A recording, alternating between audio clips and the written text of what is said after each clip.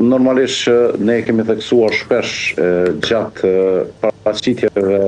në rrezikun dhe kërcënimet që vijnë për jo vetëm për Kosovën, por për gjithë regionin e Ballkanit Perëndimor, duke pasysh prezencën e akterëve dashakeqës pikërisht në regionin e Ballkanit Perëndimor dhe më saktësisht në Republikën e Serbisë. Pra kemi një influencë të vazhdueshme të Federatës Ruse në të gjitha dimensionet, mund të themi, në Serbi, duke filluar në influencën dhe ndikimin që kanë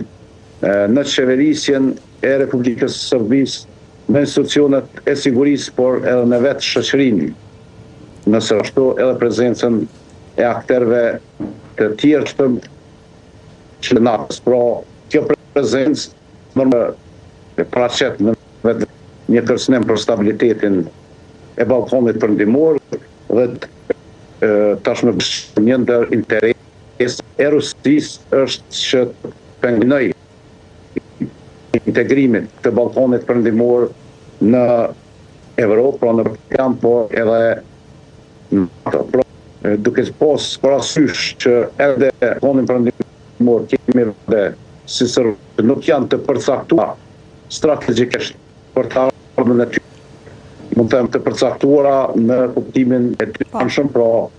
përderisa vojnë synime për bashkim evropian, njëkohësisht bëjnë lidhje dhe vazhdojnë të jenë ngusht të lidhura me Federatën Ruse, Kinën dhe vende të cilat nuk e kanë në interes, mund të themi, Serbinë brenda Bashkimit Evropian dhe NATO-s. Mirë, kalojmë një tjetër çështje, zoti Maqedonci, cila ka goxha interes dhe në kohën kur u bë publike shkaktoi jo pak reagime si në Kosovë, edhe në Shqipëri, dhe do donim të dëgjonim dhe opinionet tuaja. Të dyja vende do të jenë pjesë e forcës së stabilizimit në Gaza, që do të ketë formën dhe funksionin e një ushtrie që do të bashkëpunojë me mira policë palestinez. Çfarë roli konkret do të kenë pjesëtarët e forcës së sigurisë së Kosovës në këtë mision ndërkombëtar dhe çfarë do të thotë që FSK-ja të jetë pjesë e kësaj force stabilizuese në rimëkëmbjen e Gazës? Spori pëndoj me ju një informacion më themi më shumë kronologjik. Ne kemi pranuar gjatë muajit dhjetor vitit të kaluar një letër nga Fonda Qendrore e Ushtrisë Amerikane, përmes së cilës jemi ftuar për të marrë pjesë e forcës stabilizuese. Me datën 11, unë kam dërguar një rekomandim te kryeministri Kurti, i cili në të njëjtën ditë ka aprovuar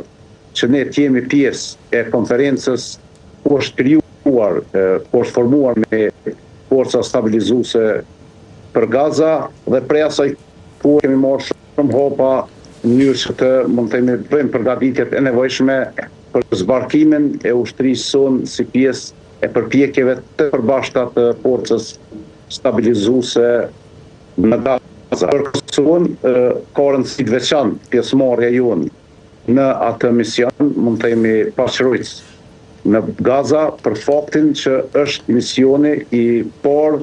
ku Kosova merr pjesë e që është i mandatuar nga Këshilli i Sigurimit të OKB-s. Pra, formimi i forcës stabilizuese në Gaza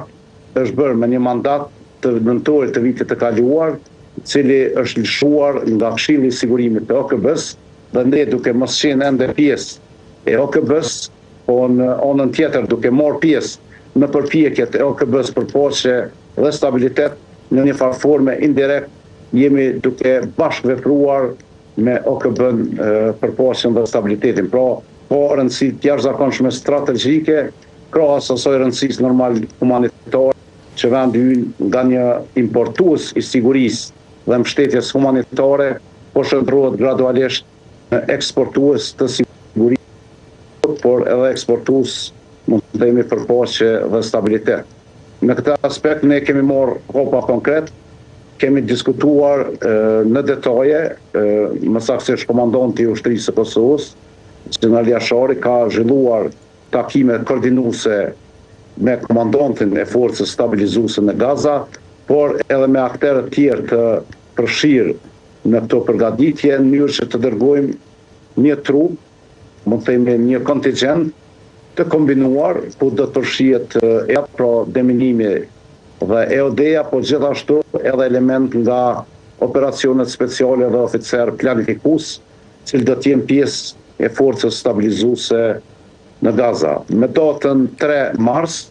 unë kam dërguar nga Ministria e Mbrojtjes në Qeverinë e Republikës së Kosovës rekomandimin, pra propozimin, që të bëhet vendimi